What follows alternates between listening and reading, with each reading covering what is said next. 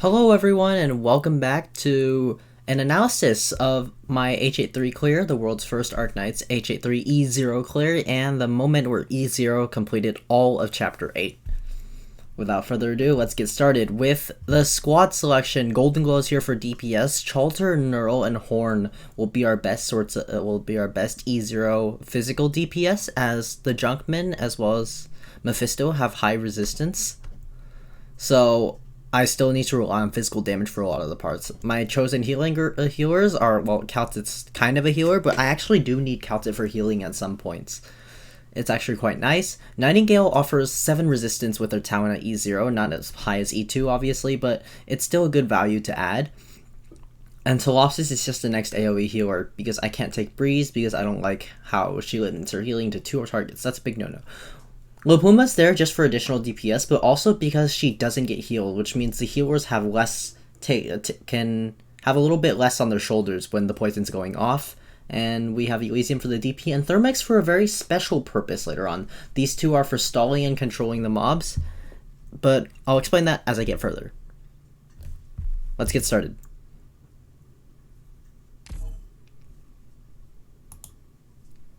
In the beginning, we have Elysium here. He's placed here not just to generate DP, but also because when his skill is off, he can also hold an enemy here. This opening section is very important. I have to place Chalter right as early as possible, so that this guy gets taken out. This guy gets taken out, so this mob doesn't go all the way to the exit. Now you can see this where Elysium can hold that extra mob, and when I pop his skill, I'll let him go through. I placed Lopuma at this time just a little bit late because I want her to get the 2 attack speed, this special timing. It's a little bit, but every attack speed counts. I prep Golden Glow's skill early for her skill to be used against the Defense Crusher. Now this is just standard setup. There's actually a specific timing I like to play Telopsis. You'll find that in the notes document in the description. It's a really long notes document, and it's my personal lineups. It's a bit insane. Don't worry about it, but take a look if you're interested. As Golden Glow kills a Defense Crusher, next is coming is all these Junkmen that are just all coming. I actually let Golden Glow die here. Sorry, Golden Glow. Sorry, Namie, but her death here is consistent with timing, so I use her death as a timer, actually. Because, like, if I retreat, I'll probably treat it at different times every time, and it's just easier for me to check what time it is for all my timings with Golden Glow's death. And you'll see that later. I place Horn immediately after. Not too early, because I don't want her suffering too much damage from the poison. At this point, I deploy Gravel to bait so the healers don't die. Telopsis just barely lives here, just barely lives. A little voice crack there, but every time it makes us nervous, but it's all calculated.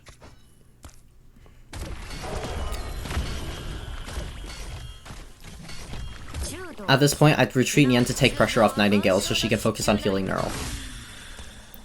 This Horn skill is pretty cool because it splashes onto Mephisto, which is just extra damage. Very much needed. At this point, I'm kinda just waiting for the damage. But inevitably, everyone slowly dies. And this is the first keep moment of the clear, which, if you guys may or may not know about the bug that occurs with Mephisto the Singer. Mephisto the Singer, he has a talent and a skill. His talent and 2 skills. His skill 1 is a teleport, and his skill 2 is the heal. His first talent is his poison release. When he reaches a certain amount of HP, he releases poison, and it works in a similar fashion to Blaze or Saga's talent. Now, because the game treats priority, it gives priority to talents over skills. The skill animation for his teleport is 2 frames long, and there's 1 frame where you can still hit him. So, and this is a very special timing with Thermix. I basically watch his feather movements, and along with a couple of other details, along with the DP bar, to see what frame I have to hit. If you drop Thermix at the frame where his head is turning and he looks exactly like this, you will, and it does enough damage for him to release his fart. On that exact frame, his fart releases the frame he's about to teleport. So his teleport actually gets cancelled. And I actually have to do that 3 times. It's frame perfect. It's a lot of copium. And most people will never have to bother with this. If you have any leveled units, anything above, say E160, you should be able to get this. No problem. No bugs required. But this is bug abuse. And it's E0, you take what you have to get. It's really hard to pull off, but it's rewarding. Although it is kind of inconsistent. Because of search cycles and all that. Here I set up my standard DPS. I want to get everybody on the map in the way I want to when I hit him in the egg phase. So I use Neural to get the boss down to 1 HP. Here, it's as shown. And then I just wait.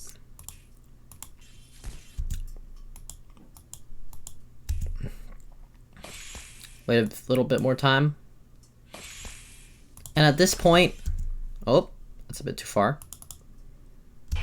At this point, after Tolopsis is almost done redeploying, I place down Golden Glow to trigger him into his egg phase. Now his egg phase, when he wakes up, he has a new timer for when he's about to teleport. So I don't really have to worry about him for quite a while. Either way, Golden Glow here will be the main DPS against the possessed heavy defenders, which Golden Glow S1 is the only real solution to it, because the regeneration is just that high. In the meantime though, I place Neural and Horn. I've sleeped this Junkman to ensure that this defender ends up in front when they're all walking down this lane, this left lane here. Because Golden Glow will target the first enemy that passes Mephisto, I have to sleep the Junkman to ensure that the defender is the one that will get targeted by Golden Glow's skill here.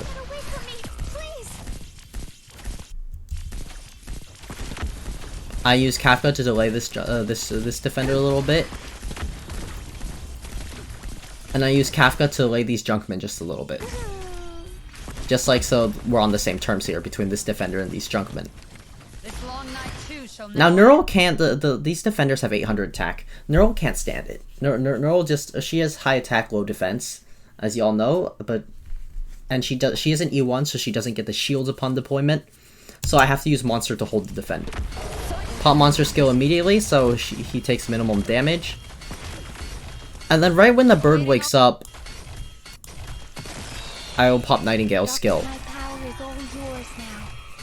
This is a kind of just a preemptive pop because I want it in back for when I trigger his poison later.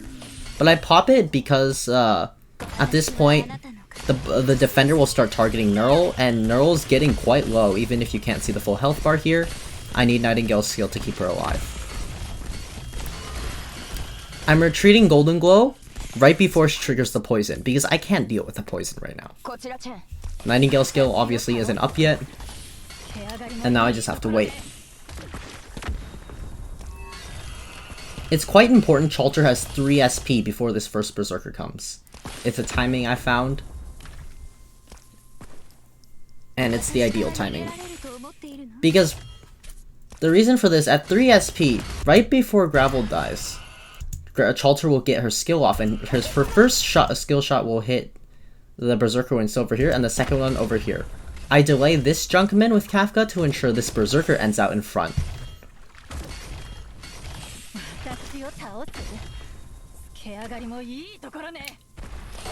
Monster just to hold the Berserker for a little bit. And then I pop Nyen's skill right as this Berserker comes in. I want to get this as late as possible, but unfortunately, the timing is quite tight as now I have a lot of other things to do, including preparing for the second bug. The second bug execute happens right now. As you see, the bird's face is in the same position as it was before on the first attempt, which means I know I've got it. I'll pop it immediately. But something I also have to pay attention to, which I've missed quite a few times, is right after I deploy Thermex, whether I hit the bug or not, I need to sleep this guy instantly, because I need Kafka back for a very important purpose. I pop the healer skill as now there's poison on the field. I mustn't let everyone die. And as the third Berserker comes rolling down the field, he immediately gets healed. Now this red one, he has 1750 times 1.2 because of the 20% buff from Mephisto. He has a whopping 2100 attack. He one-shots almost everyone. He He one-shots Nyan if they're not high enough HP, and he also he one-shots everybody else except for Monster, and just barely doesn't one-shot Gravel if her skill 1 is at maximum defense. Her Gravel skill 1 gives her 799 defense upon deployment, and she has 1345 HP, so Gravel lives a hit from this Berserker with 44 HP, which is kind of clutch because I need every hit I can get here. Meanwhile, this third Berserker is still rolling down this lane. I use Gravel to hold him for a little bit as the Chalter skill goes off. I sleep the Berserker just because I can't handle these two Berserkers at the same time. And I deploy Puma just for a little bit of extra damage, see if I can get something out of it. And I do get something out of it. Whether it would have hit or not, Nyan doesn't die here, so Nyan can take a hit against the Berserker. I tried to place Monster here to take 2 hits, because I was hoping Telopsis would get a heal off on Nyan, an extra 2 heals off on Nyan, which would allow her to tank another hit from this red Berserker. As Pumas keeps chipping. Unfortunately, Nyan dies in 1 hit, so I'm just kind of throwing bodies in panic. With Elysium first, then Gravel. But now I have no more bodies. Kafka isn't a viable solution because if I sleep these two are going to catch up and I'm just going to be overwhelmed. However, this Horn still comes in just in time for me to kill the Berserker. And now I know it's go time. Kafka is dropped. And in testing, this worked out. The math did not work out. It was very, very dicey. And Kafka, by a lot of means, should have died at some point here or another. But Kafka is a good burb, she's a good girl, and she's a strong girl. So, she lives. She lives. Still, yet she lives. I place Gravel here because I don't want the Mephisto to attack Horn and Neural. Right now, the deployment order is Nightingale, Neural, Horn, Gravel. So now he'll attack Gravel and Horn. The reason is I want Neural at as high HP as possible before this Vampire comes down. The Vampire will attack, almost exclusively attack Neural for his first few attacks, and Neural cannot handle the onslaught of attacks from both Mephisto and the Vampire, so I need to divide out the damage and prepare for Nightingale's skill to come back. Meanwhile, Kafka deals with her last enemy, so I retreat her. I let him start the attack on Lapua, but retreat because I don't want him to heal, because Horn's already done her damage. Chalter's skill is still up, so now I just wait. Pop Nightingale's skill as soon as I can, and hope Neural lives. Now I see that Neural's about to die, and I also see that Kafka's coming back up. So as soon as Kafka moves in range, I plan to Kafka, but I also see Chalter's skill is coming back up. So I decide to let Chalter get a hit first, but before his hit lands, I Kafka him down. Unfortunately, I won't let the Horn hit land, I want to keep Neural alive. So within these 5 seconds, Nightingale will heal Neural up to max, and I'll have my DPS cycle down. And now, after taking out Chalter and putting down Golden Glow to prep her skill, I have an almost optimal position to DPS the boss. And this is when I pause and I have to start to think. Now let me skip around the video. And here's the DPS situation. As soon as his poison pops after doing damage from Neural and Golden Glow, I pop both the healer's skills because that's when poison starts. Nyan and the monster are last deployed to bait attacks, as Golden Glow, Neural, and Horn do their damage. One poison has popped. The second poison's about to pop at 55% HP. And I try to get a third poison to pop, which it does. Right about now. At this point, no one's gonna live. The poison right now is dealing about 240 true damage per second, only realistically, even at E2, I'd say a Telopsis skill 2 could do it, but this is E0s, I don't got much, so I try to scrape out as much damage as possible before he dies. However, this is also kind of calculated, because I know the next poison, his poison occurs in phase 3 every 15%. The last poison was triggered at 40%, so this poison, next poison will be triggered at 25%. I realize I don't have enough damage. I don't have enough time. All my operators are on redeployment. I have to do the bug a third time. I realize that, hey, if I look at this, this is almost 25% HP, isn't it? So here I make the decision I skipped it. I make the decision to deploy Kafka once, Let's see if the video can find it.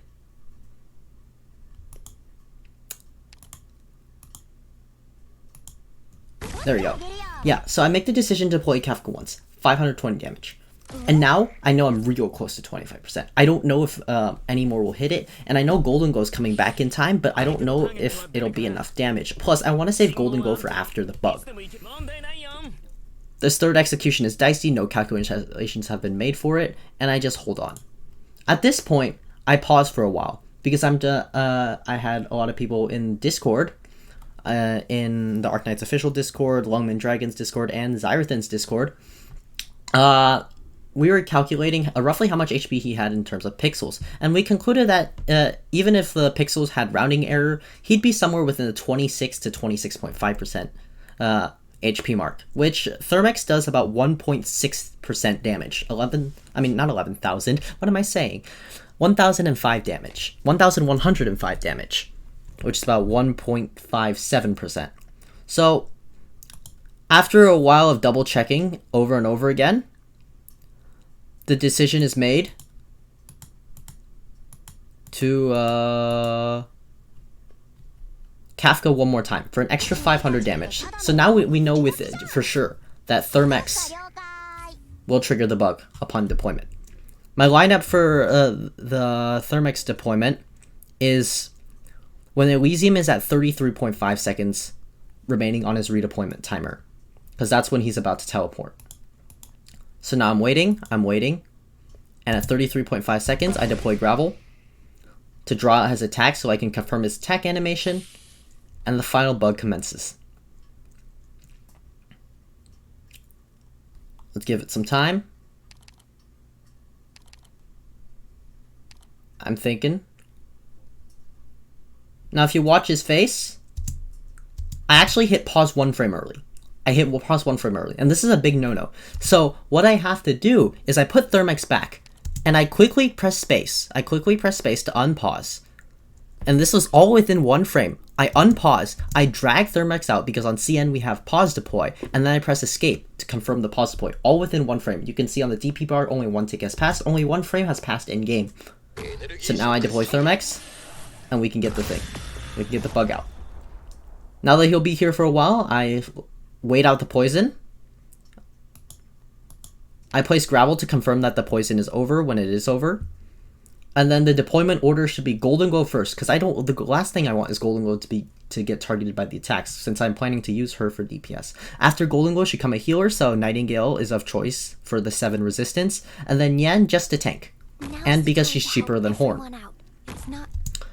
We got the Golden Glow DP potential just a few days before this, so this actually works out perfectly. Now I have enough for Nyan.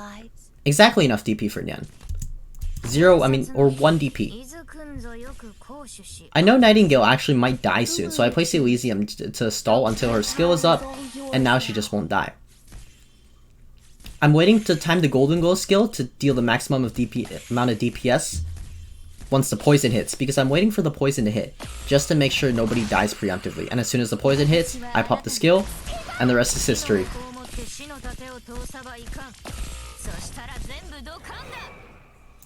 A lot of the ending part was made by on-the-spot decisions, and I take a screenshot to celebrate my victory.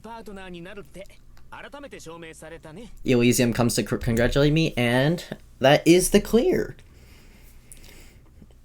I don't think I missed anything. If I did, you can find my notes document in the description below. Thank you everyone for watching, and this has been Iron Cobra with E0HA3. Special thanks to High Logic, the person on CN who did the Doberman Squad course, for spending a few hours teaching me how to play the stage and everything I need to know about the stage, including the Mephisto bug and the timing where his head turns and all that fun stuff. Anyway, this is Iron Cobra signing out for this analysis video, this world record, and I'll see you all in the next one. Have a good day, night, or wherever you are.